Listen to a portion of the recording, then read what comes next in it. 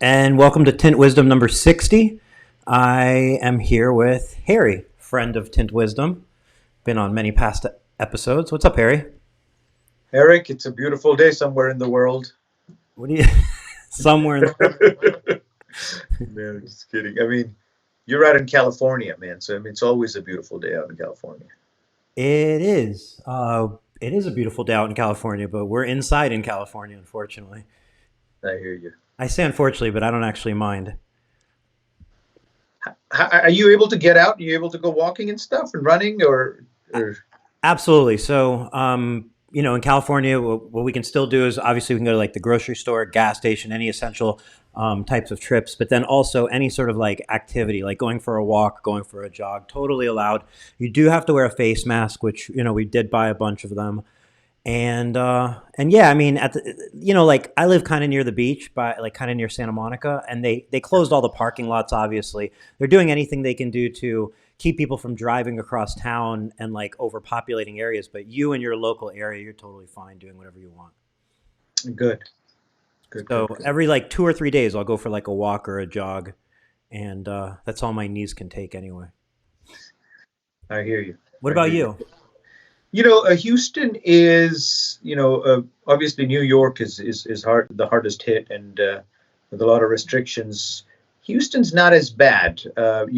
We see a lot more cars than I would have thought. So it Hmm. goes to show that there are a lot more essential people than we thought. But it's Well, yeah, that's a sarcastic.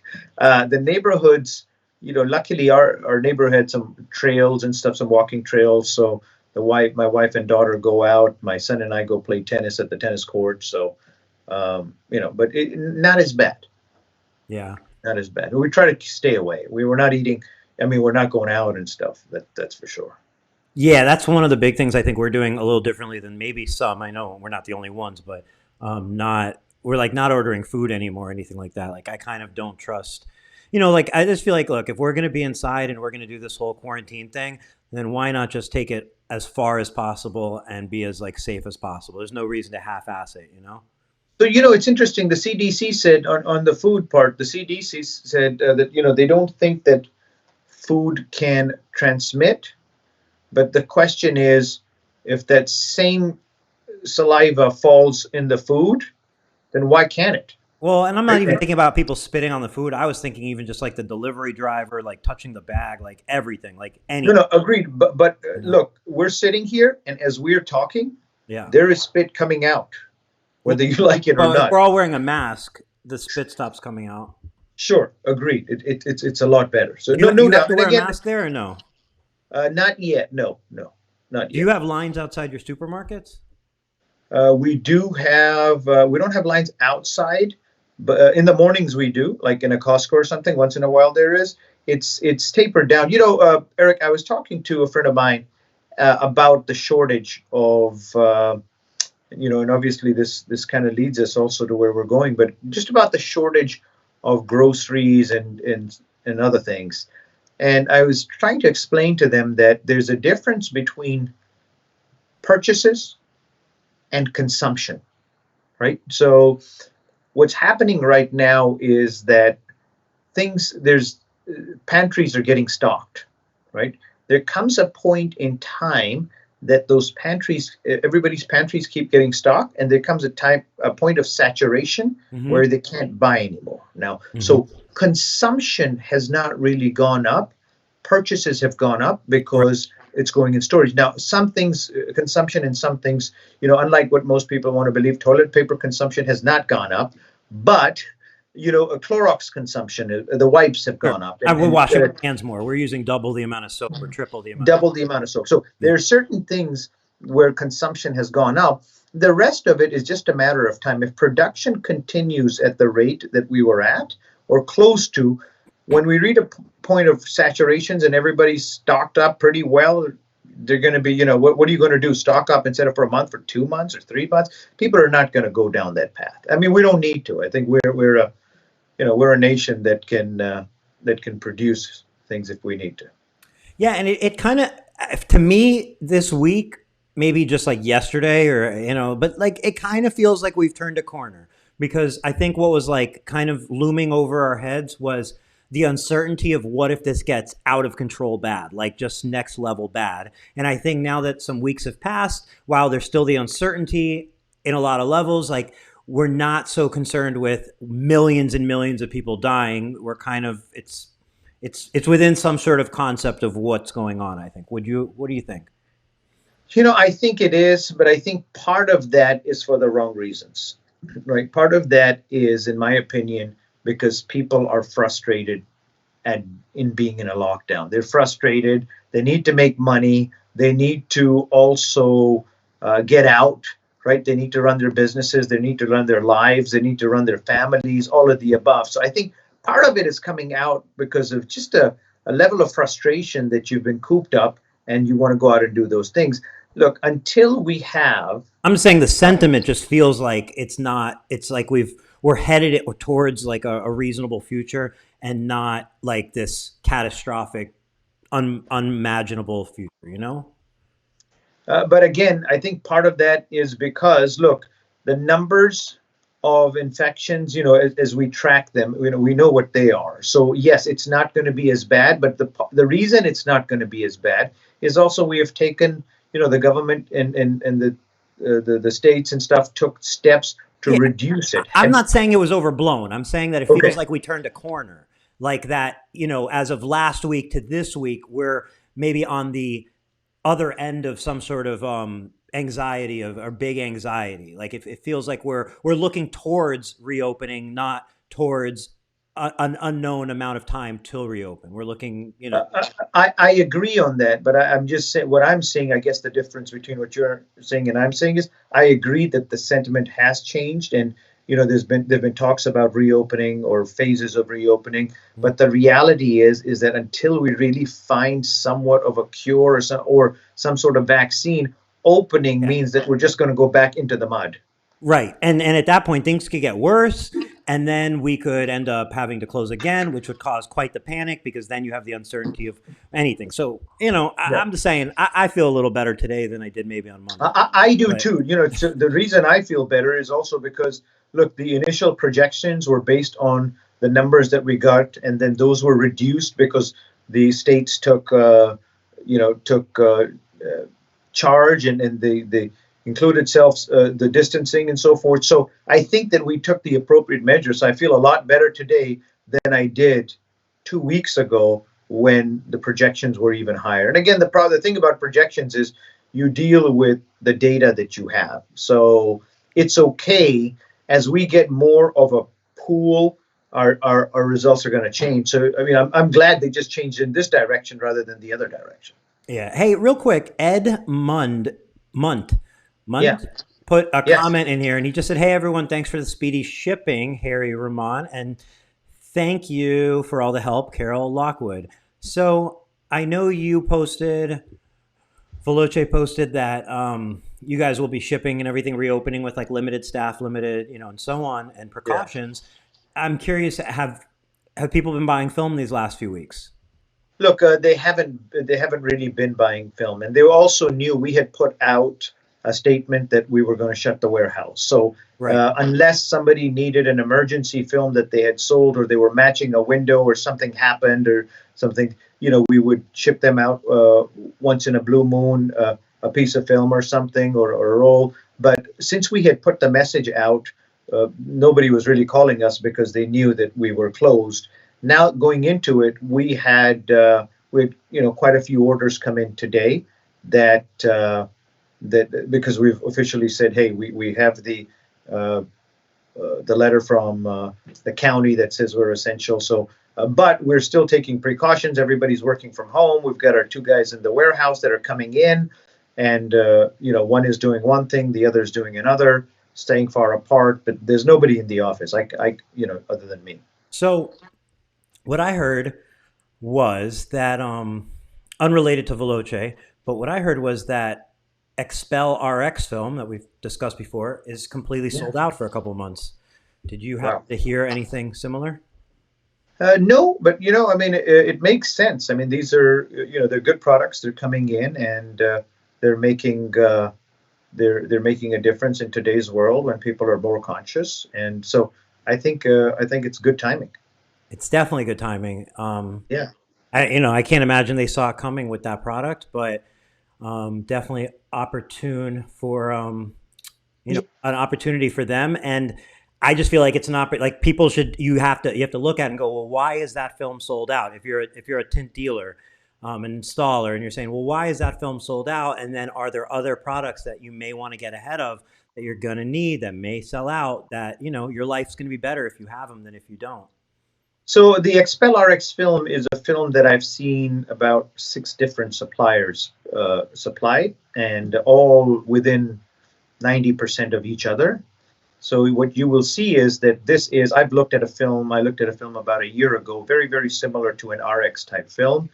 And I just, at that point, our focus was okay, let's get out our solar control products before we start getting specialty products. But you will see it. This product is available. It's mainly coming, I'm not seeing any made in the United States. It's mainly coming from Asia. But I think they're helpful products. And I think that more and more companies will incorporate them. And you're going to see more of them in the marketplace. Is Veloce one of those companies that plans on integrating a film like that?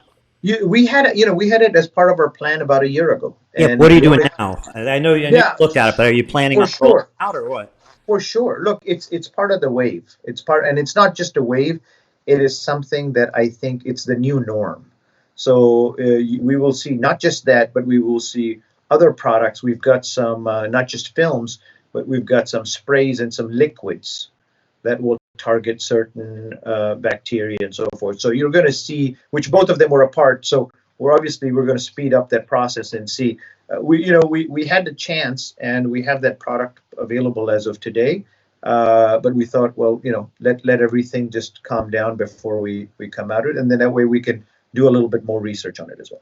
Are you able, like, not you specifically, or maybe you specifically, but like in general, like right now, obviously, there's no like traveling and stuff like that to Asia, but can you order things from China? Are they shipping products and so on to the U.S. or?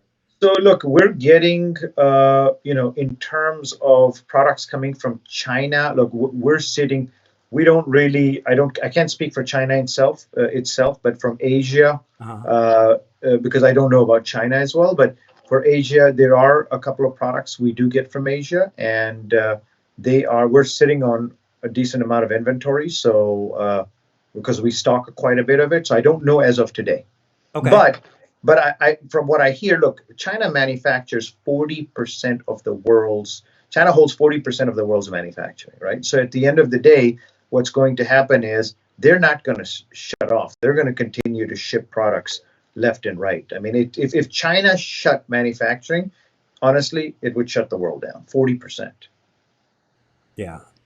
Yeah. And kind of speaking of manufacturing, something I've been wanting to ask you is obviously, like, you see a lot of companies, both big and small, kind of shifting. It's something you actually mentioned a few weeks ago on that big roundtable, like where companies will obviously like shift potentially to create products, services that are, maybe in a huge demand, even if a temporary one, but to fill demand and so on. And one of those things that we've seen now from tint dealers, tint manufacturers, and so on are different mask setups, whether they be clear Yeah. shields made out of like literally like a clear shield, like a security film, or like a woven mask. And then we've even seen it from I saw a manufacturer drop in that they were doing like their logo printed, and like you see that through many actually. But my question to you is, um, it's almost like it's almost like tempting, I guess, in a way. I don't know if you want to call it tempting, because like one hand you're like, hey, I want to do anything I can do to help. So if you have those materials and you have that infrastructure and you can quickly pivot,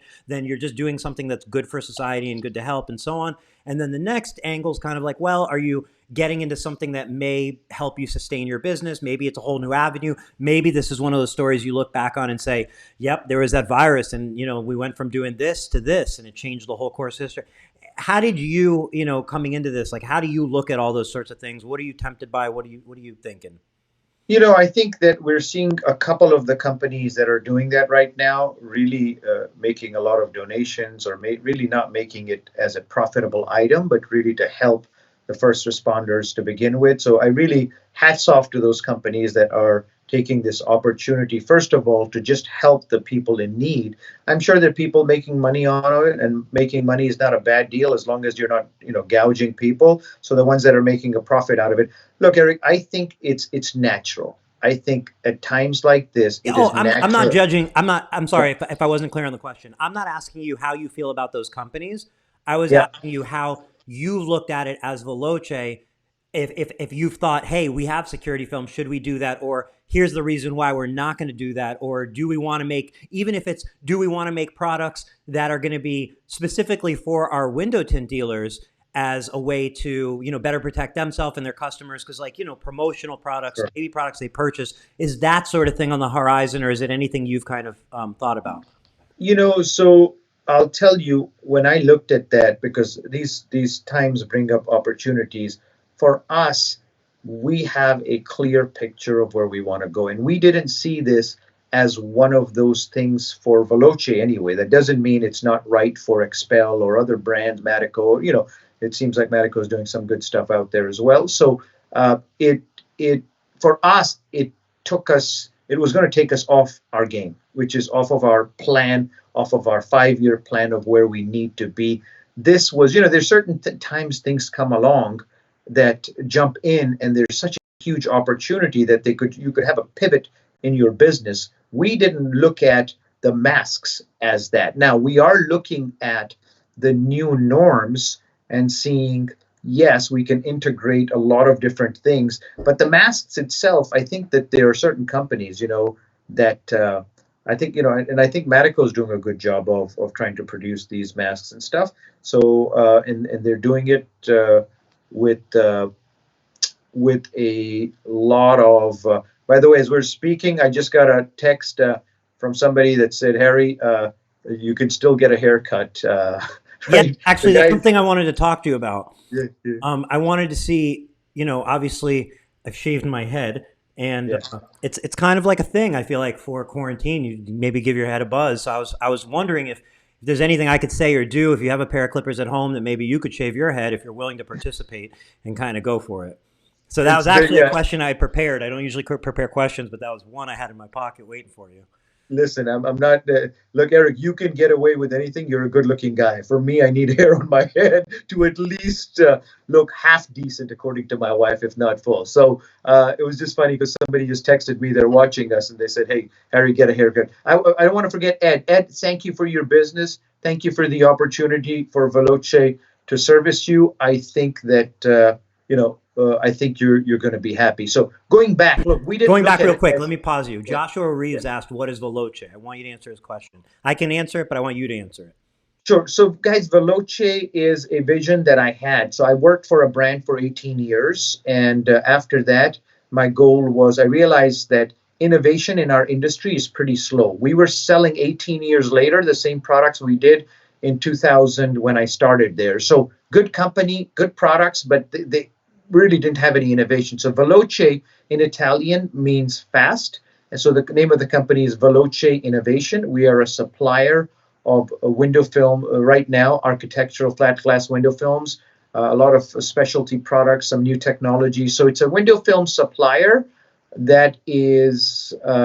We're going to be introducing automotive technologies as part of our Veloce Automobilia program as well. So we have ceramic products, dual reflective, spectrally selective, and all that stuff. So if you would, the spelling is VELOCE innovation.com if you want to look at the website. So thanks. Have a look and give us some feedback. Okay, so going back to what you're saying, I completely understand it and I get it because you're saying that you have your plan, you have the route you're going, and sometimes things can be a distraction and so on. And the reason I wanted to ask you because I'm legitimately curious, and I think that there may be some other tint companies out there that are saying, hey, do we need to get into? We're seeing more and more people doing these side things. Do we need to get into it? So I just figured maybe your take on it can help. And I agree that sometimes, it can be a beautiful blessing and opportunity, and other times it can be a distraction and pull you in another direction and leave you spinning and in a worse position. So it is one Yeah. that only you kind of know what's right for you. Yeah, look, as we look at our so we have a 10-year plan on hand, but we don't, the 10-year plan is, God forbid, something like this happened. It throws your 3 month and your 30-day plan way off, let alone your 5 or 10-year plan, right? So as we look at that, I think that there are opportunities. If you have the machinery and you can do something like this and make a little bit of money in terms of masks or other related PPE, protective equipment, then you should help yourself, you should help the community. There's definitely a need for it, but as far as we're concerned, it just wasn't a big enough opportunity for us to look into it. Now, again, there are several other things that we are doing to adapt to the new norms of new products, innovative technologies, innovative ways of doing business that are going to be the new norm. And I think that, if you're sitting at home during this downturn, and if you're sitting at home and you're saying, well, I'm going to wait till things are over, I want you to take this time and take this opportunity to think about the new norms. What is this industry? How is it going to affect our industry? And what do I need to change?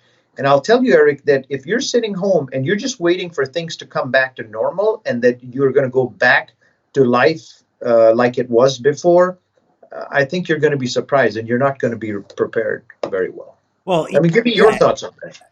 Well, first of all, I don't believe in just sitting and waiting unless you are needed a break, and that's going to put you in the best mental state to get started again. But in general, I think you got to do things that I feel better when I'm doing things that I know are going to be beneficial for me long term, even if they're small things, than I do just on the sideline because I feel like it just builds anxiety when you have no control. Doing some steps, even that's why I always say like cleaning your shop, becoming organized, working on your systems and processes, like those sorts of things.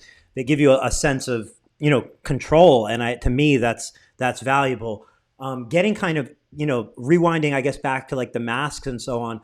While I'm just wondering, like, we're talking about new norms, and maybe this is a good intro into that. Like, one of the things, a common thing that dealers would expect, window film manufacturers came to expect of their dealers is, wearing like a professional shirt, like even like automotive dealers, like some of the higher end automotive dealers, like part of their requirement for being like, for example, like a Formula One dealer is like they want their employees in a like collared shirt or in like at least a uniform shirt. And then Yes. we're going into like, and then obviously with your shirt, you have like pants. So hopefully you're wearing nice pants. And then you go to shoes and you go to, well, how's your hair? And you go to, now we're going to overall appearance. You can also factor in the vehicle you pulled up in. Is it wrapped? Is it beautiful? Is it a piece of junk? Is it so on?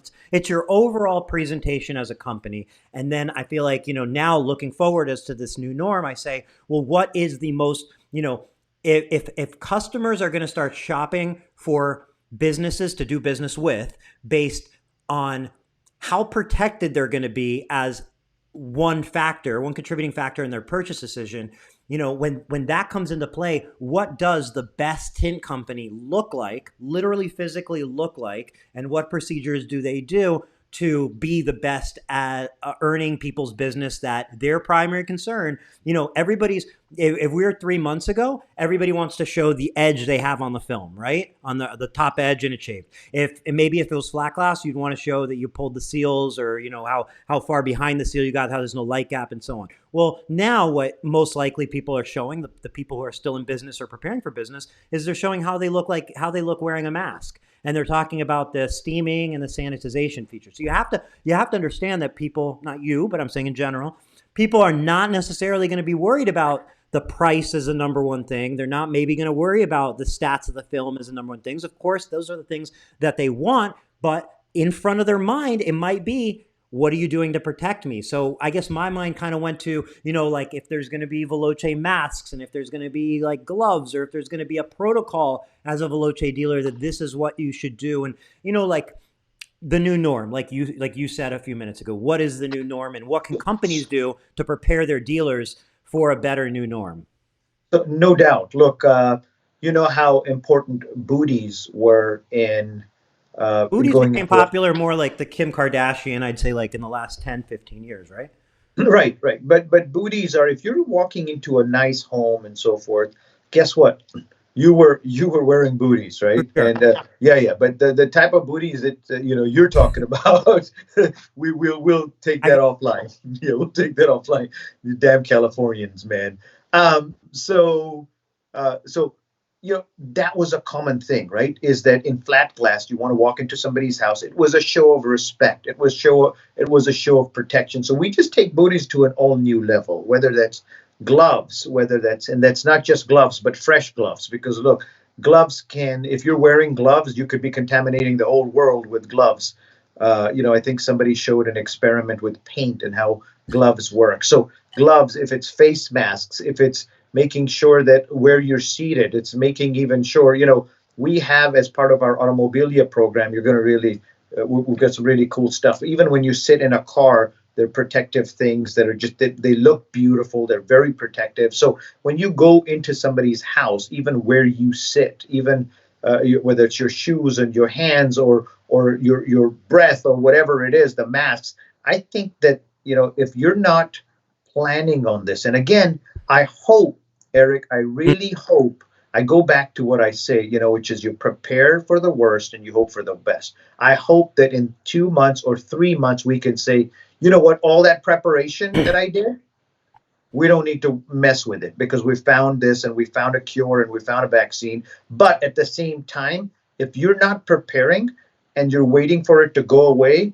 take matters into your own hands. So, and I want to take it a little further. I don't want to put you on the spot, but we're friends, and I feel like I Yeah, can yeah, put go you on for the it. spot. I feel like I like to say what I like to spend other people's money in these tint wisdoms, and come up with ideas that other people have to fulfill. And one of them is, I feel like, if you're a tint manufacturer, if you have dealers under you, you 100% know that at some point they're going to be installing your film in a customer's home or a customer's car. So we're 3 weeks into it. We may be seeing states reopen tint shops, who knows, in the next week, Sure. 2 weeks, 3 weeks. So we're potentially further than halfway into this. And I say, I haven't really seen any manufacturer stepping up and saying, "Hey, this is our protocol for our dealers. If you want to follow it, this is what you can tell your customer. These are the things you can do for your customer, and these are the ways you need to act around your customer. And this is what we consider to be your best plan of attack and your safest method moving forward." Because what could potentially happen is some states go back to being open, let's say next week, end of next week, or so on. Next thing you know, people are back at work. They're tinting whatever they can tint. They're doing whatever they can do. And they're not necessarily going to have that time. If everybody found out, hey, everybody can go back to work tomorrow, how many people are going to spend today and tomorrow morning figuring out their protocols, and how many people are just going to go, thank God, and go tint windows? So like what I'm saying is there a plan for that, or what do you see as far as that, or what do you think? Is that over preparation? Do you not think that's a dealer's responsibility? It's more the tint shop's responsibility. Where do you see that fitting in? So we had put out to our dealers, we had put something out when all this started happening. So about a week into it, we had said, hey guys, here should be your protocol for now. I think as we move forward, I think what's happened, Eric, is that this is so fresh and people are reacting in so many different ways, that norm, that what you're describing, which I totally agree with, which is, hey guys, present the new standard operating procedure, right? At least present it. A dealer has the ability to customize it, use it, not use it, but present the standard, the SOP, right? The standard operating procedure. So we had put something out early on about some of the things, the precautions that they should be taking, and I think we need an update on that as well. So I will, point noted, and I think that I will take that on and start putting something out. And as we build something for our dealers, I'll share it with everybody, because I think that it will be a good. Yeah, Good. look, somebody schedules an appointment right now. Let's just, in a Actually, I'm hypothetical, going to make a note on that. Hold on one second. Yeah. you can watch this back too. Now, dude, you give me more. It's like I feel like I am at home with the wife. I'm getting all sorts of homework. So No, think, good I point. mean, just Good point. even like a simple one is, obviously like everything we just discussed, but one of the things that stands out to me is if a customer, let's say, schedules, you schedule a customer's car or you schedule their home. If they were to get a follow up little text message or email that kind of says, "Hey, this is what to expect. These are the precautions we take when you come. Please, respect the 6 feet distance, or all of our employees will respect that distance with you. We steam. Upon completion of your vehicle, we'll steam blah blah blah and disinfect your handles and like that sort of communication." Just a copy and paste text message or email after an appointment, it's a pretty like that could be one of those things where it could earn you a good review right off the bat because this is an opportunity to, like you said, what's the new norm? Set a new norm. And, people are looking for cleanliness. They may not expect it when they come to get their car tinted or their home tinted. And it may be that thing that earns you so many good reviews. The next thing is somebody sees good review and about, health. And it's one of those trigger points. If I saw that, if I was looking for a mobile mechanic and the mobile mechanic had reviews talking about the gloves and the face mask they wore, that would be a contributing factor into me wanting to I hire would pay them more. versus Yeah, somebody who didn't. I would listen. A, I would pay more for it. I would be willing Yeah. to pay more for it. B, you would also have a much higher closing ratio because you're making me feel that okay, I can't protect from everything in the world, but this person. And my thought on this, Eric, is, one of my mentors always said that when you do something, in effect, Eric, we are all very selfish. We do things, even when we do things for somebody else, we're doing it maybe to fulfill the hole in our heart The as question well, is, right? So, is there really even a truly selfless act? Because even the act yes, of being selfless is kind of for yourself. exactly. So, Right. what I go to that is that as you do this, I don't want you to do this for your customer. Do this for you. As a dealer, I want you, look, all the wealth in the world, the Egyptians proved this. The Egyptians proved you can't take it with you, right? So health is always greater than wealth, right? Go to the pyramids in Egypt and or look them up, and you'll find out that you can't take it with you. So I want, as dealers, I want you guys to do it. I don't. It's for me not having the entire staff in my office is not about them. It's about me as well. It starts off, if I take care of myself, then I'm going to take care of somebody else. So do it for you, do it to protect yourself, and don't just do don't just get into a car because you want to protect them. I want you to use those gloves to protect yourself. I want you to use everything you have to do. And in effect, it's kind of like, what Southwest Airlines says. Southwest Airlines says, Eric, we take care of our employees. Our customers are employee. If we take care of them, they're going to take care of their customer. So I want you to take care of your customer, you and your employees, and automatically they will take care of the end customer. I get you. I think, I completely understand what you're saying, and I like it because it's a feel good way of looking at it. Like, take care of yourself, and that trickles down.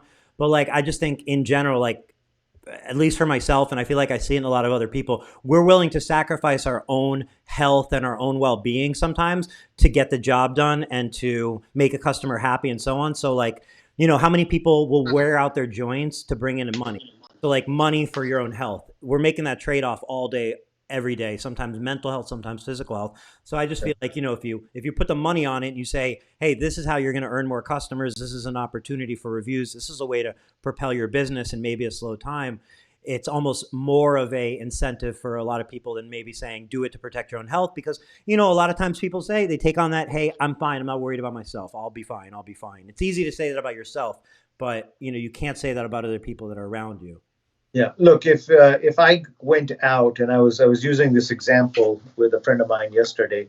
If somebody told me that you're going to go outside, and Eric, you're going to be bitten by mosquitoes, and it's going to hurt a little bit, and it's going to be a little scratchy, but you're going to come back in and you're going to be okay, right? So I would say, I'll take that risk. If I'm playing tennis outside or I'm playing soccer outside and I get bitten a bunch, no big deal. Eric, the stakes are very high. Super. This is not, yeah. So my thing is, guys, yes, you can sacrifice yourself for many things, don't sacrifice. The stakes are just very, very, very high, right? I had a friend call me today. Uh, his uncle in New York, 59, 60 years old, passed away, right? From the coronavirus as well, right? So I'm just saying stakes are too high. Put yourself first. You're not going to take it with you. Your family, your employees, whatever it is, put yourself first. They can't, they need you. So going from there, let's jump into Lance's comment. No, I'm just kidding. Well, Lance's comment I will bring up. He said Lance Colors from Las Vegas. He said old ways won't open new doors, and obviously Love that's it. a play on the mug. So Yeah, I know, I thank you, know. That's Lance. beautiful. So Lance gets it. Lance definitely gets it. You know, there's Lance certain gets it. people that you see that are like they take it up and beyond, or like there's some sort of like a strong force behind them. There's the Yeah. wind is with them, and he is one of those people. Sean last week that I spoke to, not last week, but the day before yesterday on Tuesday. Sean from New York, like he's one of those people. You just see the fire in him. You just see him moving forward. Patrick Boyer, Matt from Tint Yes. Stuff. Like these are people that like you see it. I love it, and it's cool because I look at it from like an age thing too. One of the things I mentioned, Sean, I think was 26 or 27. And it's like when you're seeing, it's almost like a different generation, Yeah. you see kind of, and you're seeing another generation and you're seeing those people, those hustlers in the generation, the innovators in the generation, not to take away anything from the generations before that helped pave the way and still continue to. But I want to jump back into something you said earlier, which was the new norms for the industry. Are there any specific standouts to you that are going to be new norms, things that you see just like other than staying 6 feet away from everybody? Yeah, look, in terms of manufacturing, I want to talk about this because it affects a lot of our dealers down. It affects our customers, right? So keep in mind, guys, that manufacturing has to also take, as we go up the chain of product development, manufacturing also has to take a lot of precautions. Eric, in Seattle, there were one or two cases at the Boeing factory. Now, I mean, I want you to think about window film, and it's important to all of us, but I want you to think about Boeing. There were one or two cases at the Boeing factory, and they shut it down, right? They shut it down. So uh, as we uh, as Probably not we too many orders for airplanes at the moment either. understood, but R&D continues. I mean, these Yeah, these people don't get laid off, just because of that. So yeah. it's a long-term play. So uh, in manufacturing, those changes are being made as well, which is because you have a couple of cases that can shut down factories, right? At least until you. So the standard operating procedure is not just at the dealer level, but at every single level along the chain. We saw a pork plant that was on the news yesterday that closed down. What does Did you that see it? mean as far as like a tint dealer is concerned, though? Like, if we're talking about new norms in the industry, so maybe there's some things like to me, manufacturing stuff. To me, that's behind the scenes stuff. That best case scenario as a tint dealer, you don't even know. You don't even need to know it exists. Hopefully, like that's like, hey, where's your film made? I don't really care personally. Like, hey, Sure. were you wearing gloves when you made the film? Don't care as long as the film comes out right. Is my thought. So is that like behind the scenes No, stuff, or do you is yeah, things that no, you it see is doesn't. going to affect dealers and No, it consumers? doesn't. It doesn't affect the dealer, right? It doesn't affect the dealer for multiple reasons. Number one is those are changes that are taking place up here the same way they are. So it doesn't. The other thing is that it doesn't really affect the dealer because by the time a product is manufactured, if you look at it, by the time it's manufactured, so they say that the virus can last on cardboard for 3 days or so, up to 3 days, I think is what I've heard. So keep in mind that by the time that product is made to the time it No arrives at a problems. dealer, no problem. So I don't So see it. I was just saying that it's not just because we are in front of the consumer, the dealers are in front of the consumers, that those changes have to be made there. They're being made at every step. sure, I'm sure. So, but like if we're getting back to like as a tint dealer, what if any, new norms do you see, whether it be in their relationship with their manufacturer or their consumers or regulatory? Like, what do you see as a new norm within the tint industry? If there's significant changes or anything stand out to you? Yeah, look, in flat glass, and we are already preparing for it. We are actually spending some money and creating some new things regarding this issue that I'm going to bring up. I see a lot of bids being done. I see sales being done without you stepping into the house. I see things happening uh, without you even stepping into the house. So we are already, that is one of the things that we, about 2 weeks ago, we started, we had a meeting and we started preparing for is, and that's going to be a new norm. In terms of automotive, I think that people are going to be concerned. In the past, it was a lot about price. It was a lot about, okay, hey, let's get the this done and that done. I think people are going to be asking the questions. Hey, where is this car going? What kind of place is it? What so like we spoke about earlier that we were talking about. I think people are going to want to know who's been in my car. What are the and what do they and it's so funny that your physical appearance can overcome a lot of other things. The coronavirus is what we describe, or the government described, as the invisible soldier, right? So you look good, you look clean, you can overcome a lot of. So I think people are going to get picky for the right reasons. They're going to want to know who's been in their car. They're going to want to know what was touched, what was not touched. And in the architectural world, I just see that a lot more bids coming from you know people not stepping in. I mean, even today, uh, we are already seeing that. We have dealers that'll call and say, "Hey, Harry, look, I've got these pictures and here are the Of measurements." course.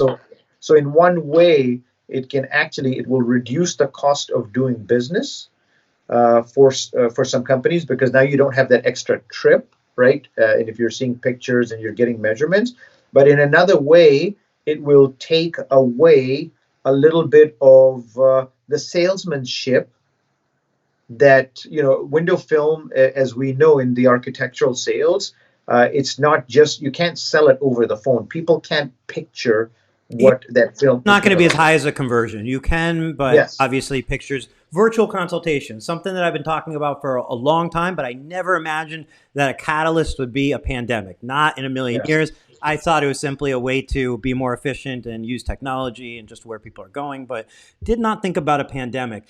Andrew mentioned, Andrew Bully said in the comments, he said, since the SBA screwed many of us, it's time to get back to work. My question to you is, have you heard from any dealers that actually received the SBA loans? Because I feel like what I've seen the most of is people saying they haven't received them, and not really anybody saying they have. What have you found?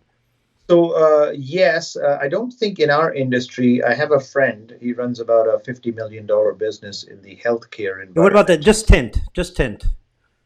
Intent. I'm trying to think of if I've heard anybody that has received it. No, I can't think of anybody. But again, that doesn't mean so. It If doesn't there mean is nobody somebody, got it. I'm just curious. yeah, if there's somebody listening, or watching, please let us know. But not in this industry, but in other industries, I did hear this. This is important information, and it's related.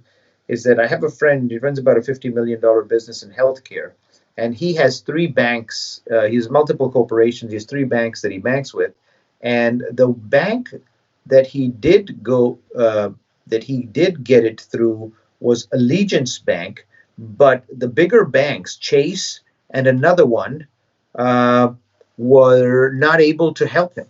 They were not able to get their stuff done in time, and he didn't get the funds, but he did get it from Allegiance.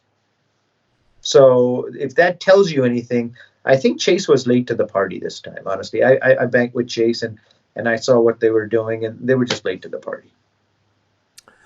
So I have two directions that I wanted to go with. We have to go into both of them because they're questions for you. Do you want to take the easier, more fun one, or the harder, more serious question first? I want to touch on the harder one because the easy Okay. questions anybody can answer. Yeah. No, they're both good, but let's just start with the harder one. So the hard question is, and this is a hard question.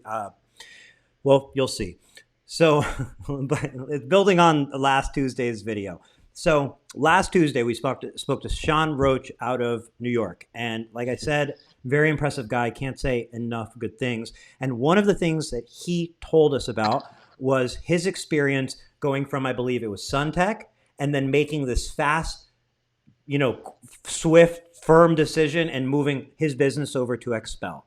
And I had asked him, what was your, like I said, he has a huge shop and he's definitely going places, or is places and going places. And I said, what is, like, what made that happen? Like, What's your motivation? what could Yeah. Suntech have done to change that? What could, because Suntech, come on, it's Eastman. Like, they could have, like, you go, Suntech lost a customer that has a very bright future to Expel. I know I can probably guess a lot of what Expel was doing right, but I'm curious what Suntech could have done different.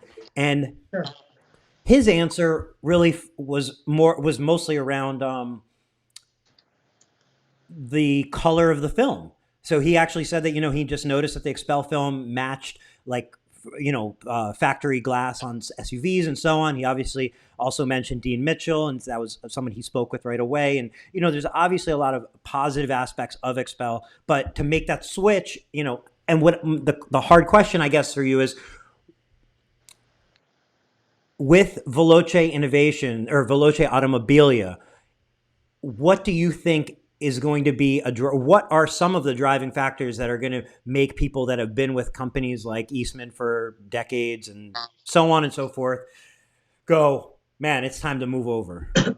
Yeah, very good question. So basically, what I hear you saying is, look, if somebody's there, if somebody's been doing business, what is your competitive edge, and why would they switch to Veloce And it's Automobiles? not just like competitive edge, like, well, this is why you should use it, but it's like that, boom, like you just, oh, I'm moving over to these guys. And and I know you haven't even released the film yet, so I'm asking you a question that there may not even be a complete answer to yet, and that's part of why it's a hard question, because I don't even know if the answer exists yet, because you haven't even released it yet. So it's card again ahead of the horse.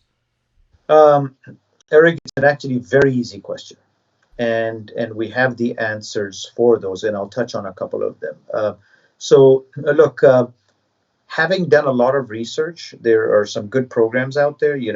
Formula One was actually the originator of the automotive program, and honestly, it was, for the longest time, it was a good program. And then obviously Expel is another good program that came out on the automotive side. So I think that they're both good. I think that Expel definitely taking, I'm surprised the Suntech guy was not approached, and this is one of the problems that happens. What I describe, I did a video 3-4 months ago on conflicts of interest, right? So Eastman, with its multiple brands, and I'm going to answer your question as well. Eastman, with its multiple brands, you've got the Formula One dealer, you've got the Lumar dealer, and you've got the Suntech dealer, and you've got the X dealer and the Y dealer, all their brands, right? So honestly, if they had a cohesive effort, Formula One could have gone to the Suntech dealer and says, hey, what can we do to retain your business? What are we missing? Because there are different products and different portfolios. But again, there's a conflict of interest when you have that many brands. And whenever you have more than one brand within this, so if you're selling 2 brands, and Expel has not done this yet, and hopefully they don't, there's going to be that conflict, right? So, but now, as far as like the thing they haven't done yet was, you're saying kind of like an elite dealership type of deal, right? Yeah. I mean, I bet you anything they're going to do that. It's like an obvious move for them, because they brought on a bazillion Expel dealers, which is a good thing, because whatever. I think only great things. And what's the next thing is, how do you now level up? Because you're not going to have a level down. You're going to level up and say, well, you guys can be part of this. And then you kind of keep tearing it up.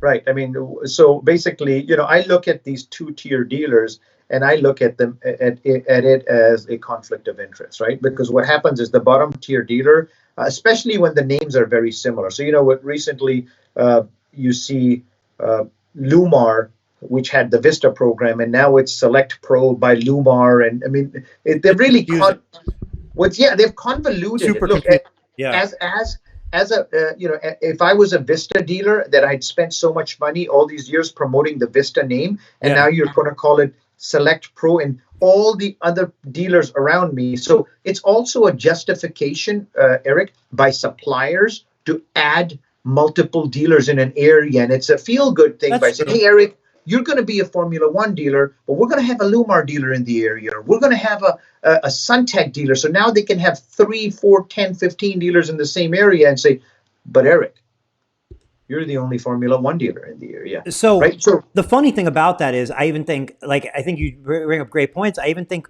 when you talk about Formula One, like if you talk about brands that have actual brand recognition in the marketplace, like you go 3M and then you go Lumar. In my opinion, you go that's what comes out of your mouth. You go 3M, agreed. Lumar, and Yeah. and then you go, well, where does Vista fit into that, and where does Formula One fit into that, and where does it's like you almost are better off. It's like if you're going as a Lumar dealer to a Formula One dealer, you better still advertise that you're a Lumar dealer, because if you only mention Formula One, you're going to confuse the world. Like nobody's going to really care, except for the few that know about it from having it, or maybe a message board.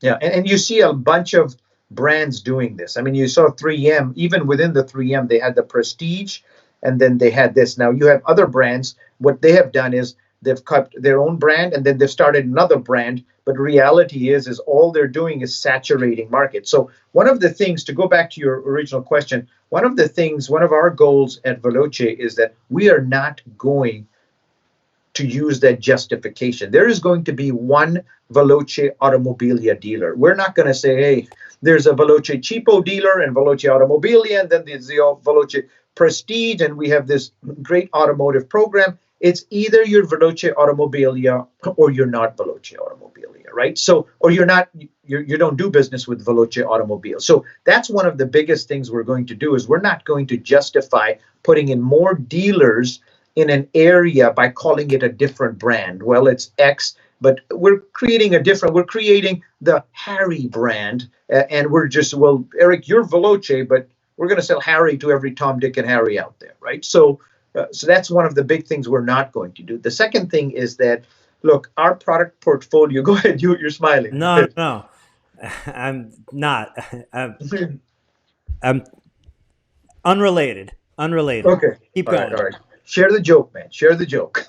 No, So the second thing is that our portfolio is going to be different. Our portfolio of what we look today, there are a lot of good brands out there, but there are also a lot of subsets of different suppliers. So we have picked what we feel in terms of color, in terms of we have options. We have in terms of color, in terms of pricing, and so forth.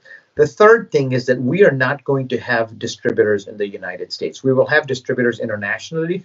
What that allows us to do is it allows us to keep a pulse on the market. We don't look what I'm seeing with a lot of companies is it's a blame game. Oh, well, that's not us. You saw this with 3M and the masks or something. Well, that was one of our distributors. That wasn't us. So there is a play there. So we're not going to have distributors. We are going to sell direct to our dealers, and we are going to be held accountable for what we do wrong, and we are going to get credit for what we do right. What that also allows us to do is it allows us to compete in the marketplace from a pricing structure perspective, where we can offer some amazing pricing on various products that in terms of upsells and so forth, from the conventional to the ceramic to the super ceramic to the super Veloce products as well.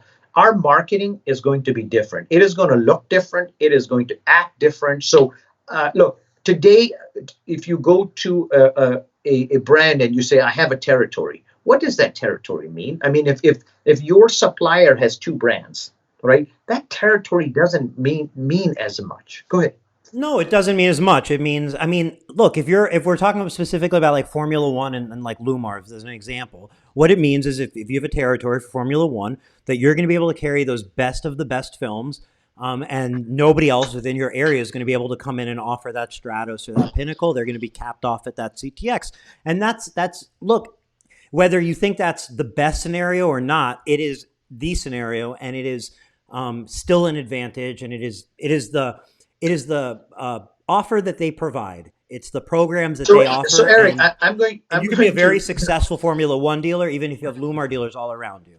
Now, is it the best thing in the world? No, there's always better. Look, you can be a very successful Lumar dealer with Lumar dealers around you. There's no doubt. We're not saying that. But here's something that I do want to point out. Eric, there's something called product parity.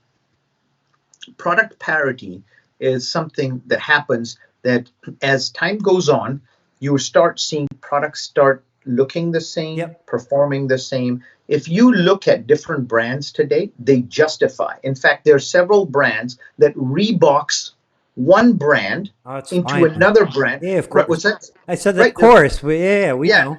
No, no, but It I'm could be just all saying the no. same But product, and it doesn't really make a no, no, difference but because you still have. even within their portfolio. So we have Veloce Automobilia and Harry Tints, Harry Window I know Tints, what you're right? saying. Which is Within the same uh, level, CTX could be the with same thing as Pinnacle. I'm not saying it is, but it could be. right. So product parity is coming up. Number one, is because what happens is here's what happens. The top dealer says, hey, look, I want to be the only one. You give them that brand. The bottom dealer says, well, look, I'm buying so much from you. If you don't give me this, I'm moving there. So what happens is they start increasing the performance of these products, right? So this product parity. At Veloce, one of the things that we are not going to do is justify that. So we have different products within our product portfolio. Our marketing is going to look different. It is going to act different. And then the last thing is also with some of the other things is what we have, what is called our LMC, our local marketing programs. Today, there are a lot of companies that send out one ad for the entire United States that works well in some areas, it doesn't work in other areas.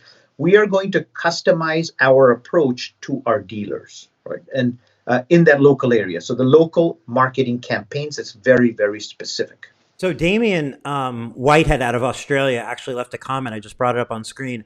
He left a Yeah. comment a little earlier in the chat that I think fits in perfectly to what you just said about the local marketing program, LMP. LMC campaign. LMC Yep. campaign.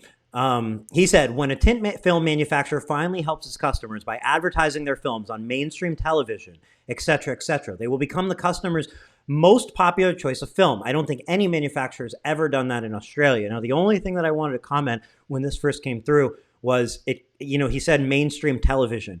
And I know mainstream television seems to make sense, and that seems like it would make everybody, understand that. But really, like if it was me and I had and I'm a dealer for a manufacturer, I'd want to see them spending our valuable money on internet campaigns, because with the value, even so at TV's TV and we all love TV, the value that they're going to get out of that, is not as great as a well-targeted online campaign. And at the end of the day, manufacturers are spending your money because that's how they get the money, is it's part of a business. It's marketing money. It's the same way you handle your own marketing money. So you do want your anybody you're doing business with to be focused on efficiency and always get the most for their money. So anyway, the TV thing. So what you said fits into what Damien said, as far as obviously a big opportunity is.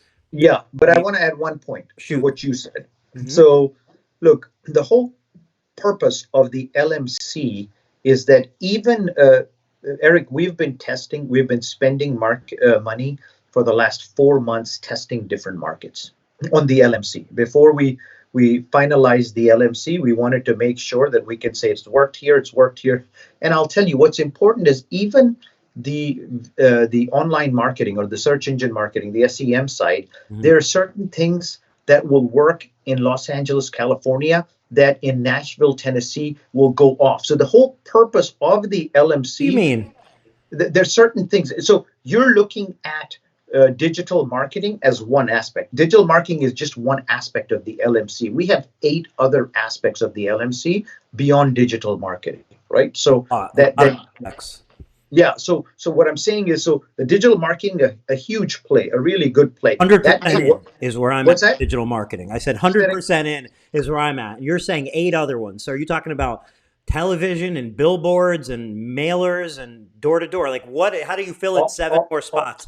All of the above. All That of the above. sounds like way too much to me. I'm just telling you, man. Like I know, like as a side, Sure. it sounds like way too much to manage, and you're just saying like, oh, we'll do everything. Like there's no way everything's efficient, because like it's not. You know what I mean? Like billboards are bullshit. Like they're not efficient. They're not efficient anymore. It's not true. Now you can go, well, not many people use Yelp in this city, and I'll agree with you. But billboards, like overpriced bullshit, and like to think that you're going to 100%. spend your money 8 different ways. I mean, cool if you're testing, which is what you're doing, but like I wouldn't want my Yes. money spent 8 different ways, because one of those So, ways is going to work better than the other 7. yes, and that's exactly what I'm telling you. Is that so? Billboards are definitely not one of them. So we feel that the LMC is so no doubt digital marketing is maybe the probably 100%.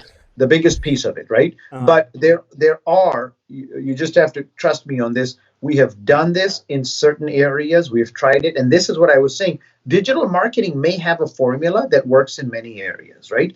But the other parts of those three may work in one area, two may not. By the way, billboards are Works not part. everywhere. It works everywhere. Yes, Digital bill. marketing works everywhere. You can't tell me in I, Nashville digital marketing doesn't work like it works in New York. It's not no, true. no. So I'm not saying that. I'm saying digital marketing has a formula, right? It has a formula, but the others don't. There's certain that work in certain markets, and there's certain that don't. Now, so again, I want to let you know, billboards are not a part of that, right? I look at billboards as And a what are the prayer. other like seven?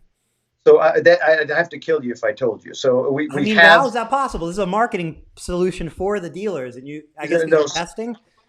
no. We're testing. We have concrete data on what seems to be working. Do we know what every market is? No. We picked 10 markets and we tried different things in those markets to see what is working. So we don't have can I tell you what it will do in Billings, Montana? No, I can't. But we have a good feel for the other aspects of the LMC, and you will see it in action. In fact, you'll see it in action, I mean, with our dealers, and and we will.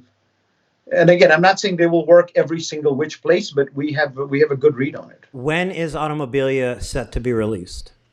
So as soon as some lockdowns go down, probably 30 to 45 days after this time. So So, we have.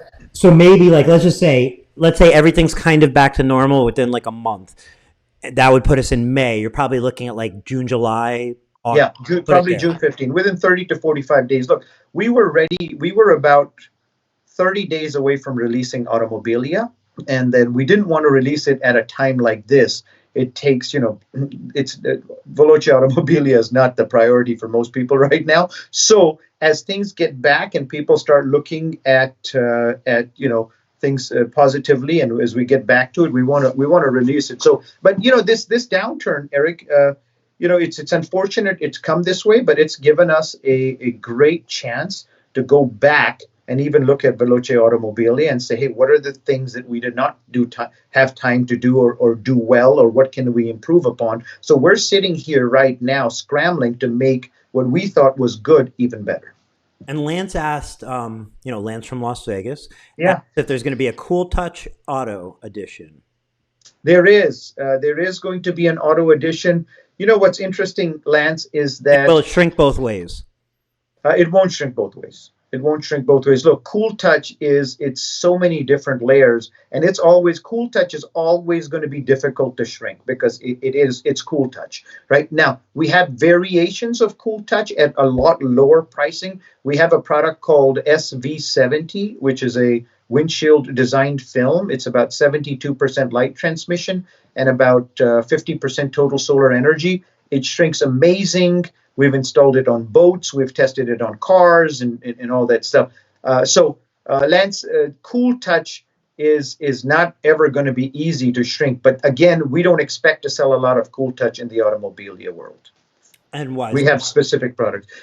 It's the construction of that product makes it more viable. Look, in a car, absorption. One of the great things about Cool Touch IR is that its absorption is one of the lowest in the industry, right? So what it we don't need in automobiles. You don't have to necessarily have the lowest absorption. You can go with something higher. So what happens is the cost of Cool Touch is way up here. What we have done is we have taken away some of these extra particles, and we've made a version thereof at a lot lower cost that has higher absorption, that doesn't, so in flat glass, absorption is a key factor. In automotive, not as much. That doesn't mean you have 80% or 90% absorption, because that heat still comes back in the car, but it's somewhere in the middle.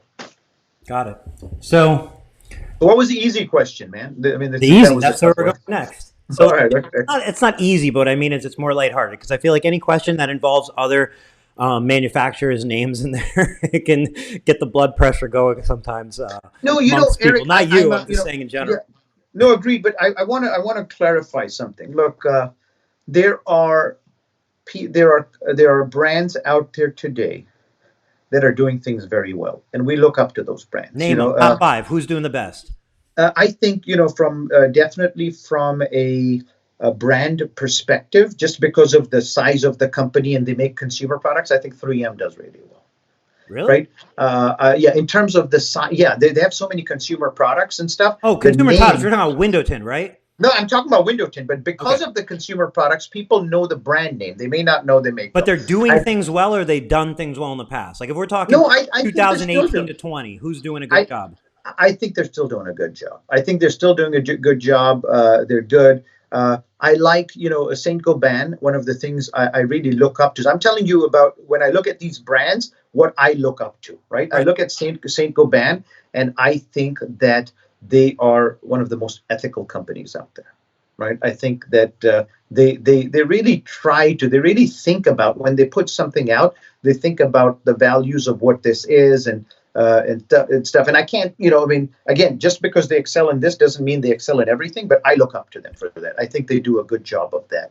Um, I think Expel's doing a good job. I think on the automotive front, I think Expel is very weak on the flat glass. I don't think they know if they even know what they're doing on the flat glass. But on the automotive side, I think they've done a good job. They've done a good job of coming out with decent products, a good portfolio. I think they've done a good job overall. So I definitely see them as doing something well. On the coating side, on the ceramic coatings, right? I think Ceramic Pro has done a good job of Mic taking drop. it. That's mic drop. There's no one even to mention after Ceramic Pro. Right, right. That's what I'm saying. Ceramic Pro so has done a good job in Uh, the coatings market, and they have really, and everybody else is in seventh place in terms of coatings and stuff. yep. So I think they've done a good job. So, these are four companies that I look at, and they do. And Eastman's a good company as well. I think, again, Eastman is also one of the things I value about Eastman is, and I'm talking about corporate Eastman right now,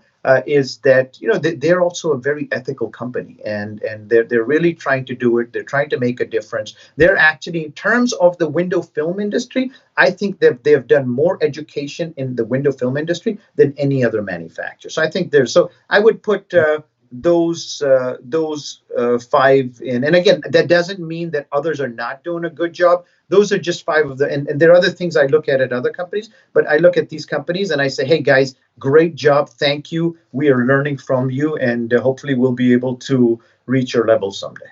Yeah. So I wanted to bring this up, Eric, because one of the things is, being married for 15 years, I have a mother and as well, and I have a wife, and I can look at them very objectively and talk about the issue at hand. And same thing with our competitors. I can look at them and say very objectively that, hey, there's some that just are doing a great job, and guys, great job, and we are taking notes and we're learning, and we're going to get better. So I want to make sure that those questions about competitors, to me, very easy. Very easy. Okay. Yeah. I mean, fair enough. I think well Yeah. said. So Chamal asked, what about Solar Guard? Solar Guard Saint Gobain. So Yeah, that's Solar Guard. SolarGuard is a So Saint Gobain product. I mhm. like. I think that SolarGuard's product portfolio, it has. I mean, they have so many capabilities. They're such a big company. I think they can do a lot more. I was actually very disappointed because I had very high hopes for our industry when Saint Gobain bought the SolarGuard brand. They bought the window film division because Saint Gobain is such a monster and they're such a good and ethical company.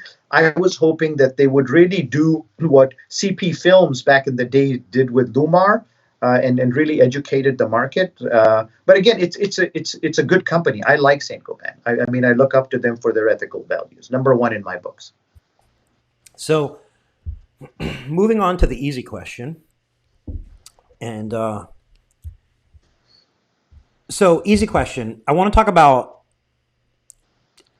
something we've been talking about on Tint Wizdom for the last few weeks, at least heavily, is YouTube and video, and the importance of getting your business marketing on video and potentially having a YouTube channel for your company, and how beneficial that is and will be in the future. So that's something like if you're going, man, I just don't know what to do, and you're sick of hearing me talk about Google Places. Well, YouTube's the next place you can get sick of me hearing me talk about. But Yeah. one of the things that you've done, obviously, in the last, and Burnham, Burnham.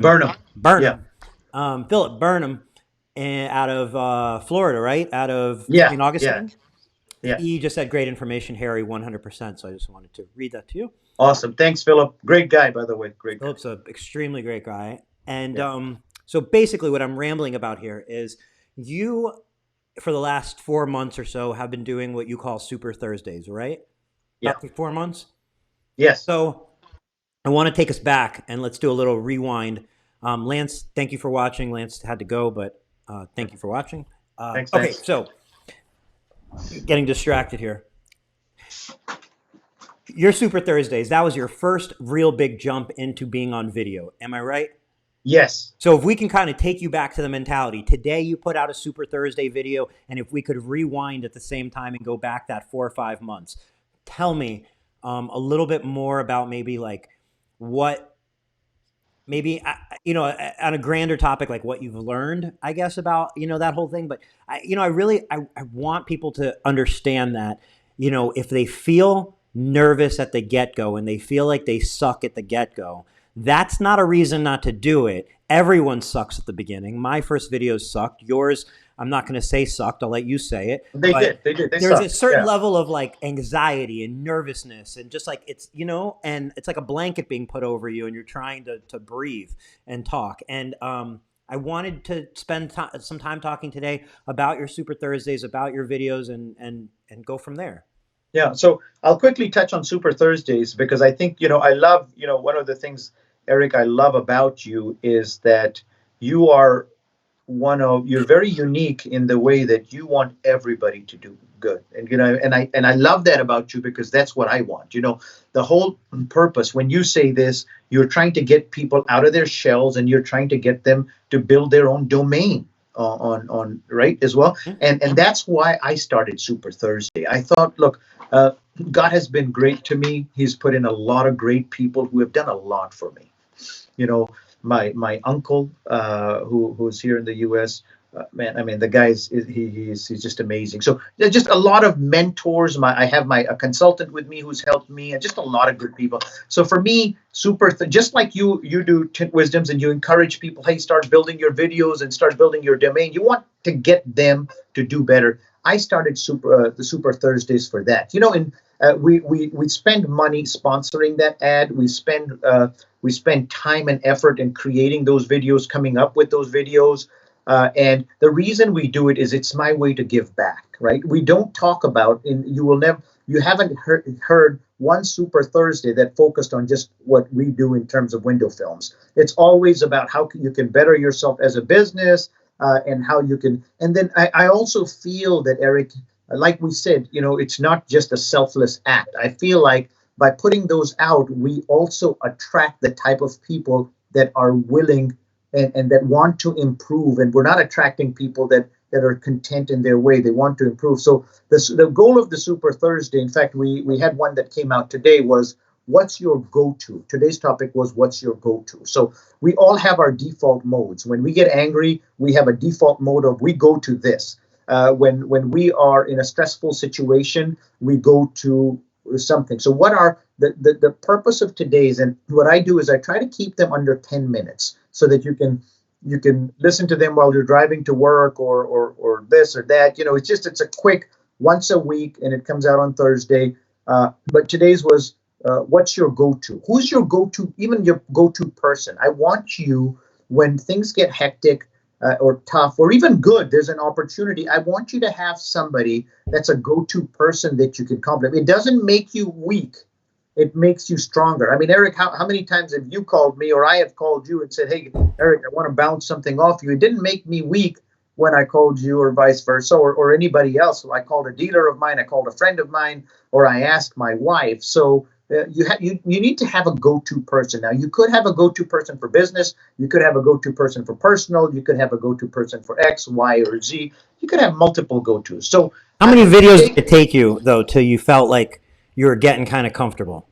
yeah, and I'm going to touch on that because I also want to give a shout out to somebody else recently who's done a great job on this as well. So again, just take 10 minutes out of your week to watch the Super Thursday. It's not me trying to sell you on one of our films. Look, we have enough dealers talking about our films and pictures and stuff. To you can ask them about it. You don't even have to ask me. So now to get to your point about how long. Look, I equate it to dancing, Eric. It's like dancing. You know, you're worried about when you get on the dance floor. I guarantee you, there are a lot more people that dance maybe without people watching them than with people watching them, right? So I want you to think about dancing. You're worried about what are people going to think about me? That's the first thing. If you want to do, I'm a horrible dancer, but let me tell you, nobody will ever stop me from dancing. I mean, I am horrible, right? But you can't stop me, and I don't care who's watching me. I'll get out there and I'll shake my booty, and there are probably people, Eric, that are laughing at me saying, "Get that guy off the dance floor." But it's never stopped me. So you've got to get over that feeling of who's watching me. That's the first thing, right? The second thing is that you've got to understand that the video and the message that you're putting out is better than the one you're not. Right. Doing something better than doing nothing. Most of the time. Exactly. Right. Unless And it I'll was, tell you one guy, yeah. there's a company in Dallas called Tritech Tinting. And I've known this guy, or I've known about him, David Chuckman. And he's out, I think, in the greater Dallas area, Garland or something like that. Tritech Window Tinting. Look at his videos, guys. I want you to look at his videos. And he's an inspiration to me because this guy, he comes across, if you talk to him, he comes across as a shy guy. And I looked at it, I saw his first video, and I felt like that somebody had in fact, I said this to him. I said, somebody had a gun to your head and said, if you don't if you don't get on that video, I'm going to shoot you. And he said, Harry, that is exactly the feeling that I had.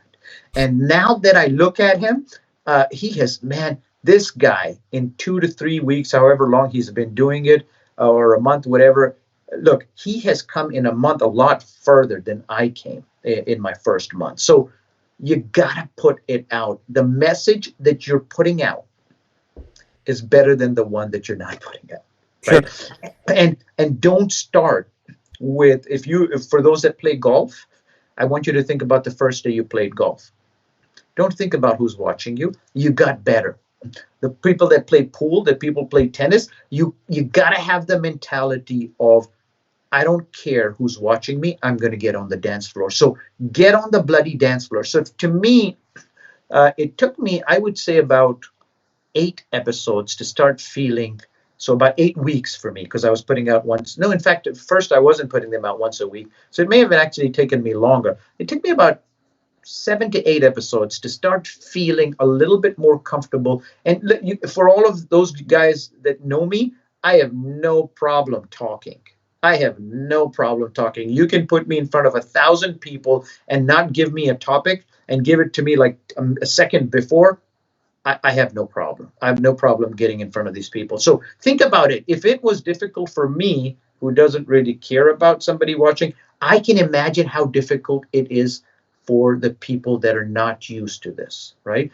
But again, you gotta start somewhere. That person that doesn't know how to pick up the golf club, you gotta start somewhere. You will improve. And the only person you're competing with, and I talk about this in a bunch of my Super Thursday would you call videos, is you're competing with yourself. I don't want you to compare yourself to David Chuckman, to Eric Divash, to Harry Rahman, or anybody else. I want you to look at your progression and look at David's progression, and you will see that he just did a video recently of a project that he was doing. And man, the guy looks so comfortable. Within 30 days, the guy looked like he was a pro, and he's got a long ways to go, but man, he's come a long way. So to your point, Eric, and I love this about you, that you are, and I see that because that's what I want. I want people to compete with themselves and continue to get better. You continue to get better, trust me. Your competition, if it doesn't follow, you will keep increasing the lead. Give me your thoughts. So, I mean, my thoughts on getting comfortable with it was, I think if you're not almost like forced to do it, if you're one of those people who like despise the idea, you're just like, oh, I don't want to get on video, like I'm too nervous, I don't know what to do. If you're one of those people, like you basically, it's like jumping in like cold water. You literally have to like throw yourself in there knowing, hey, it's gonna feel fine, it's gonna be over, it's gonna be better for me, this is something that's good. It's just one of those things, you just have to start, like you said. I don't think anybody's necessarily, like, some people are maybe naturals at it, but most of the time, if you're not doing it already, it's probably because you're not a natural at it. And where I wanted to go with the conversation really with you is I wanted to um, kind of expand on, you're doing Super Thursdays, which are typically about a 10-minute, once a week video. Now that you've kind of reached a level of comfort, have you thought, or is there any other plans to expand on that, whether it be under the Veloce umbrella, whether it be personally on YouTube? Basically, now that you're kind of a pro at being on video, what's next? Yeah, I don't know about a pro, but I'm comfortable in my own skin. I'm getting more comfortable in my Yeah. own skin. So what I want to do is this. So Eric, if you said, Harry, if you had the money in the world, all the money in the world, and I've got a number in mind. So in case if you ever want to hire me, Eric, I'm open, right? So I've got a number. So if I, once I get to that point, and if somebody said, look, Harry, you have X amount in the bank that you want, right? What would you do? I would go help small businesses. I would go help small businesses. When I say small, the person that's not even in business, Okay. or the person that's in business that's barely making a living, I would go help them free of charge. What is, That but that's that's my on passion. video you're going to help them? What's that? Maybe I might, I don't know if you got the question. My Okay. question is, now that you're a pro on video, is there What do any you want to chances do? to see you Right. on more video? Not Right. like, what are you going to do? Like, if you have all No, the no, no. money in But the I'm world. I'm coming to that. So it's Okay. connected. It's connected. So what I want to do, my next step is I want to start appealing not just to our industry, but I want to start appealing my videos to small businesses, people that have not started their business, or people that have started their business and are not doing well. So I want to appeal to those, because I think that entrepreneurship really makes the world. I mean, we are a small, we are a nation of small businesses, right? So what I want to do is, my next step is, I want to start helping small business. I want to help people that don't have their businesses start up a business, and I want to help people that have their businesses that are small get up to the next level. And is that going to be through video? Yes. Okay. Got it. Yes. So So through what does video, that in look other like words, though in like Earth? Like, meaning like you're going to start putting out YouTube videos on business topics, or yes, like yes. one-on-one consultations with No, people so on video, or like, it's gonna, yeah, so it's gonna start up with the business videos, so that they can see, hey, this is something I'm interested or not, and so forth. Look, I've got, at Veloce, we've got a good plan. So I don't want to detour and start becoming just a consultant for small businesses. I want to put out different phases and help people, give them the motivation, just like you're doing, to get people on to start creating their videos. I want to give them their motivation to how I, after 18 years of working for a company, the same company for 18 years, what it took, my story of what it took for me to let go and resign after 18 years. The reason I did it was, after 18 years, I felt like I would have been there for another 18 years and just been another employee right there, right? So yeah. my motivation was different. And there's several people sitting at home, the oil industry.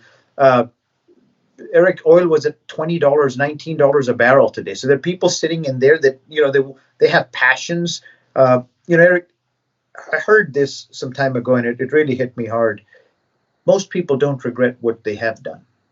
They regret what they haven't done. So if you've got some passions and you want to do something, and you're stable, or you want to try something else, so that's a little bit, my focus is Veloce, but I want to start putting those videos out, because it fills a part of me that really, really excites me. So what does that kind of look like? I mean, as far as like, do you imagine like vlog style? Like, are you going to be sitting in your office and like, hey, we're going to talk about a topic today? Is this going to be like a live video? Is this going to be like hours long? Is it going to be like 10 minutes? Like, is this going to be next month? Is this going to be like, what are you feeling, or what are you thinking?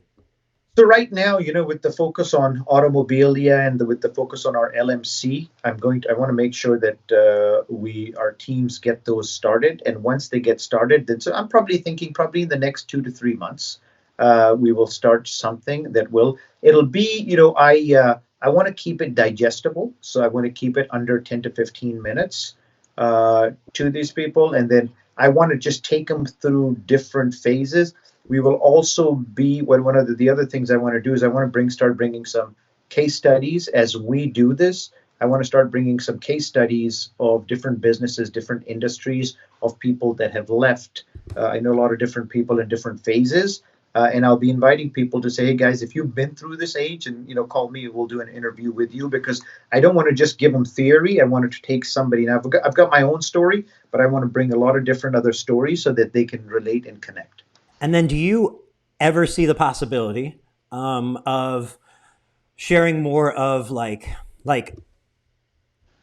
I haven't seen a tour of your office. Like I know your office just from when we do these live streams, like what I can see in the background that everybody can see.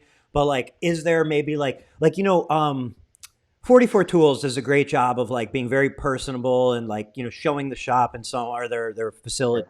Like, is there any thoughts about like once a week inside Veloce, show us some boxes getting shipped, show us some meetings happening, like show us a little like a Gary V action, but with Harry H. Harry R. Harry R. Harry R. Yeah, as they would call me, HR.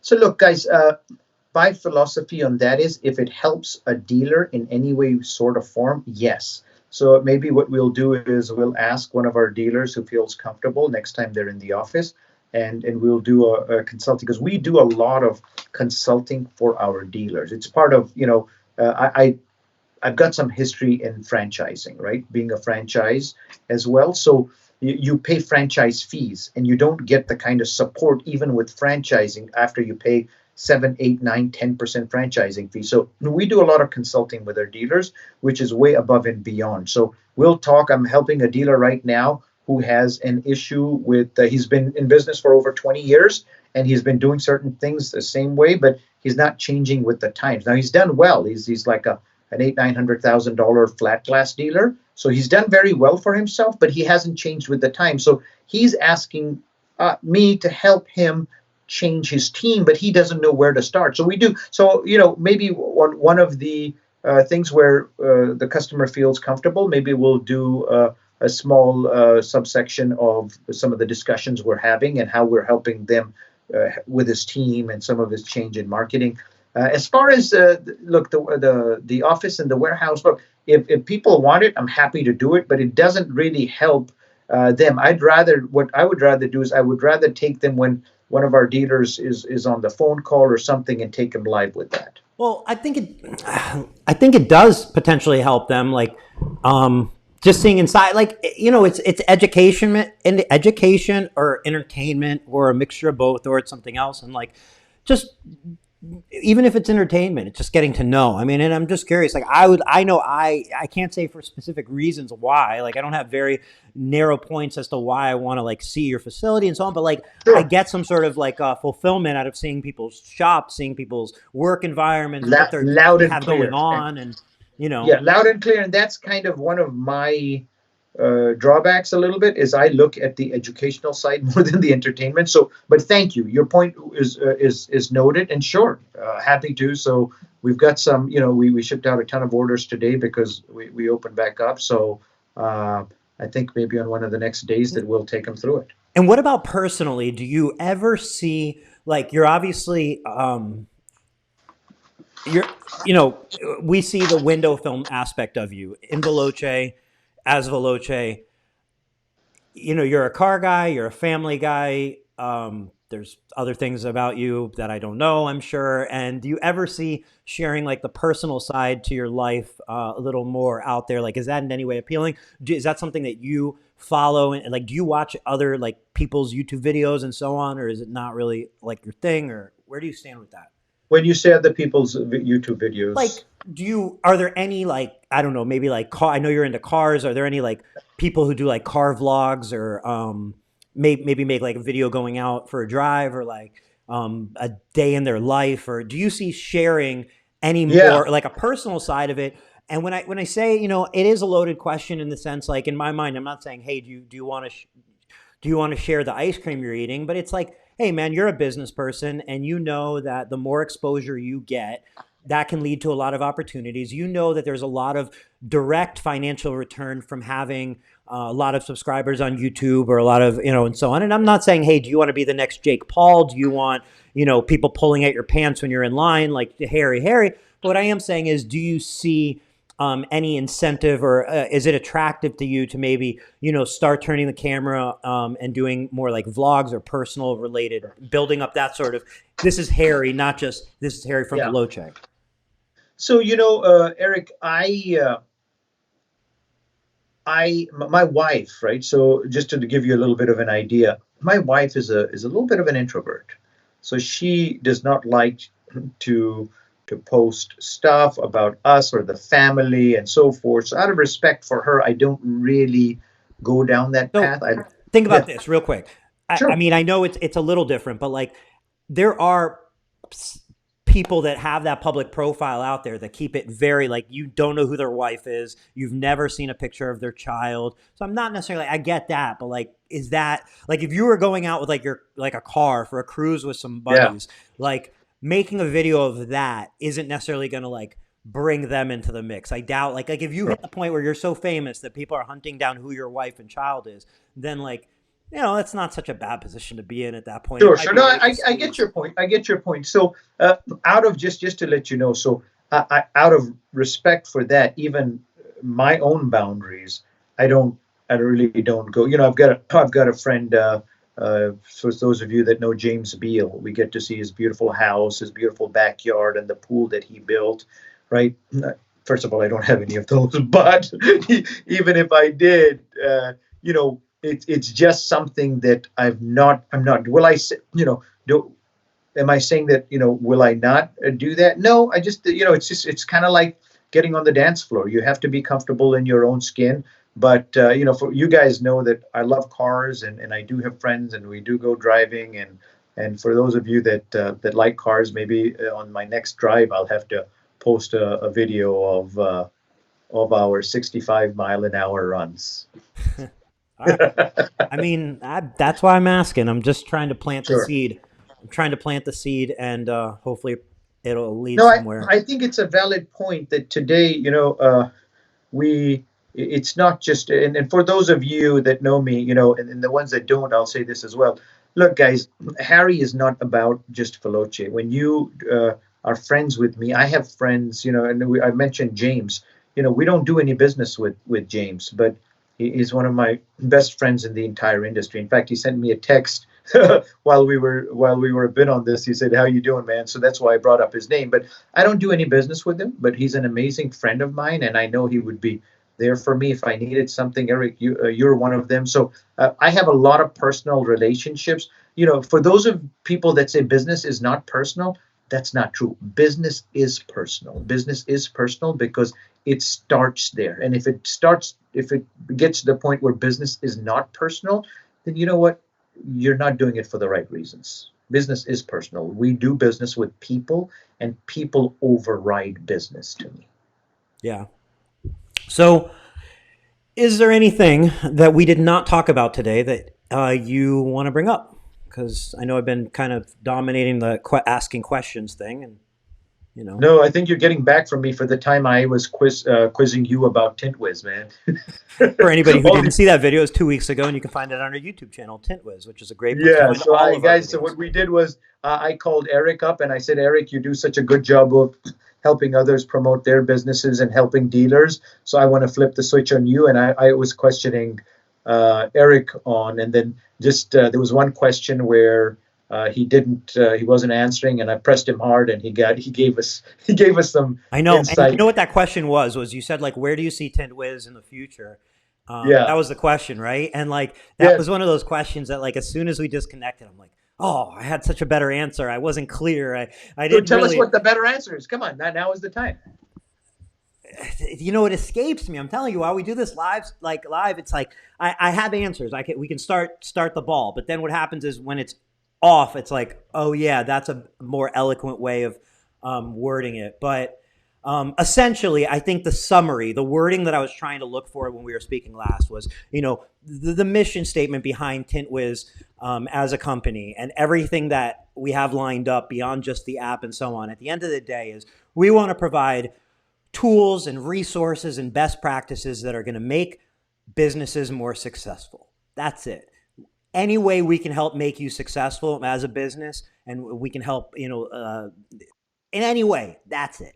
It's making so that's going to obviously mainly be through technology, but something that you've seen a lot of this last year and beginning of this year is already like we send out products to people, we do giveaways and so on, and like the intention behind that is, hey, this is a good product, let's get it in everybody's hand. That's a nice way, like it's a not man receiving to me. I think receiving, like you're going about your day every day, work, go home, work, go Yeah, home, and so on. You get something in the mail that you weren't expecting. You open it up and it's something new or something, a tool or something you can use. Like I think that is a great way to like make your day freaking bright. And then it's a great way to get something in somebody's hand, and then hopefully that tool helps them out, whatever it is, a tool or and whatever way we can do that through technology or through physical goods or through live streams or through physical in-person events, which will probably never happen again, or whatever it is.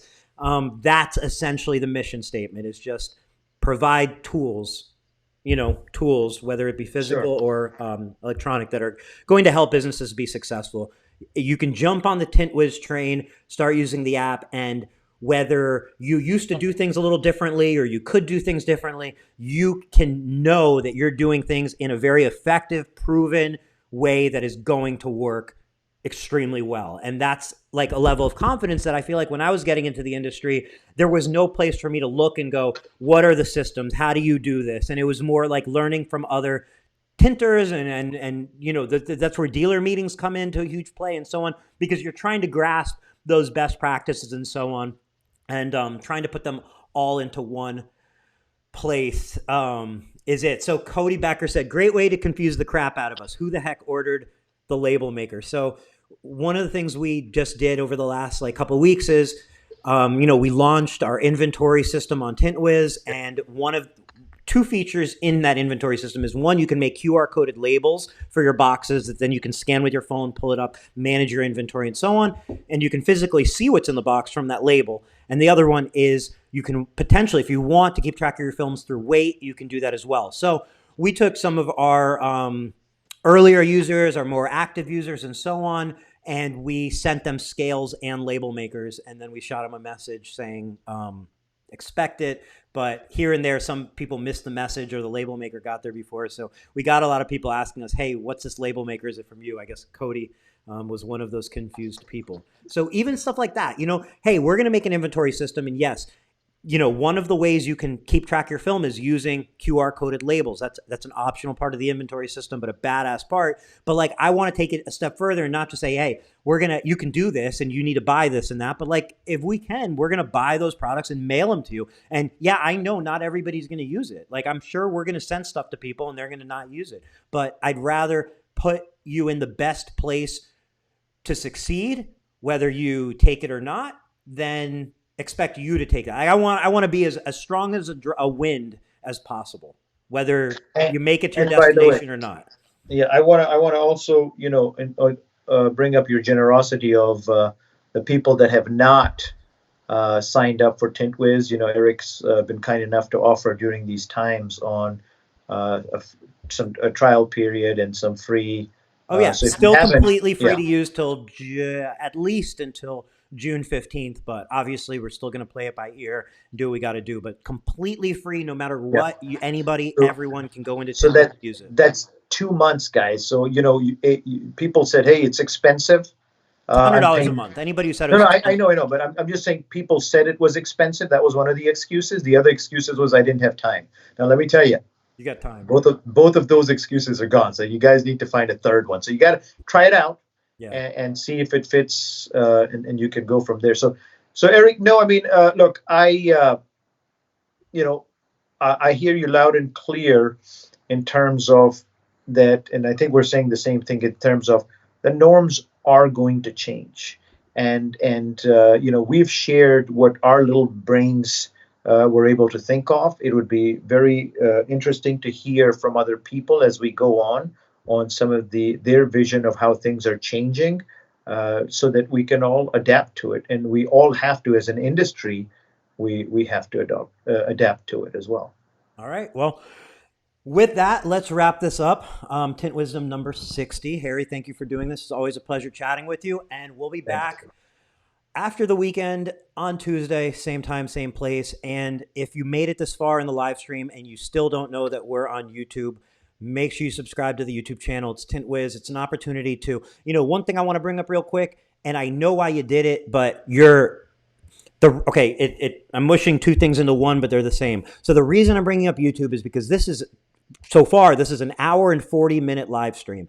And if you're trying to watch an hour and 40 minutes on Facebook, then you're not able to do anything else with your time other than leave your phone right there on the video, because the second you move it, the video cuts off. So YouTube is a much better place to watch this video, because you can actually switch screens, answer calls, do whatever you need to do. The video keeps playing. And then the other places through like Apple Podcasts or Apple, Apple iTunes, Google Podcasts, and so on, gives you an opportunity that if you just want to listen to this, because you really can listen without seeing our beautiful faces, you can do that as well. And I wanted to mention that to you, maybe off camera, but it doesn't really matter, is I know that your videos are dealer targeted, but I do think it would be cool to be able to listen to all of your Super Thursdays without having to be on that Facebook, because at the end of the day, if you're trying to binge listen to you, it's difficult when it's just on Facebook. It's hard to go from one to another and listen, because, like I said, you have to have your screen open and on Facebook, or else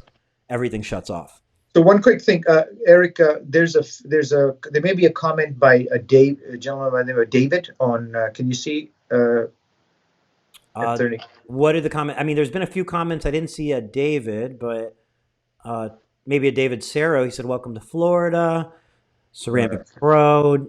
I didn't see another David, but tell me what you're thinking. Let's pretend he did. No. He had texted me. He said, "Hey, I'd left a message on the feed." So it's just no big deal. David, it may have been buried, but sometimes they don't all come through here for some reason, and I'll see them after on the Facebook. But okay. Your point noted also on the. So what we'll do is we'll probably just have some of these videos available on and share the information on how people can access. Maybe it's like a podcast on Apple Podcast. Everybody has Apple Podcast. Just cut the audio, make it a podcast, because then you can jump in the car, hit play, and start listening to one, and next thing you know, you've listened to 10. Yeah.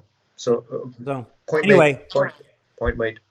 That's it, everyone. Thank you so much for watching, and we'll see you on Tuesday. Thanks, Eric. Take care. All right.